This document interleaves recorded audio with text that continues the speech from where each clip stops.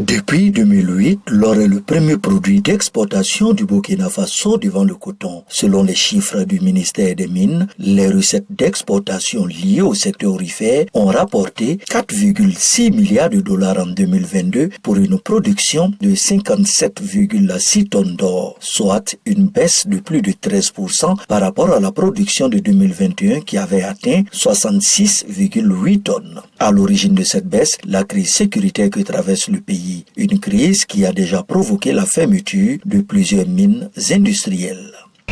La situation sécuritaire dans laquelle le Burkina se retrouve depuis quelques années, a naturellement un impact sur les sites artisanaux. Comme c'est des sites qui ne sont pas véritablement encadrés, il y a l'utilisation d'un certain nombre de produits, le cyanure, le mercure. C'est là pour conséquence de polluer aussi considérablement l'eau de surface et les nappes phréatiques. Depuis plusieurs décennies, le réseau national anticorruption tire la sonnette d'alarme. Pour les chargés de programme du RENLAC, on navigue entre opacité et conflit d'intérêts dans ce secteur. Le secteur minier est réputé être opaque. C'est-à-dire pour réaliser l'étude même, pour avoir les informations, c'était assez difficile.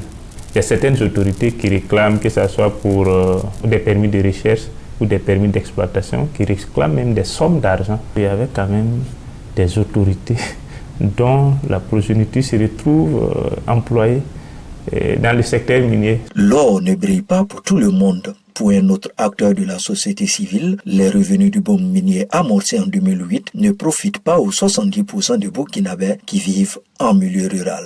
Pour ce qui est des habitants des zones qui abritent les sites miniers, vous voyez que les structures économiques ont été désorganisées, désarticulées. Conséquence, on a vu des paysans abandonner leurs champs d'exploitation.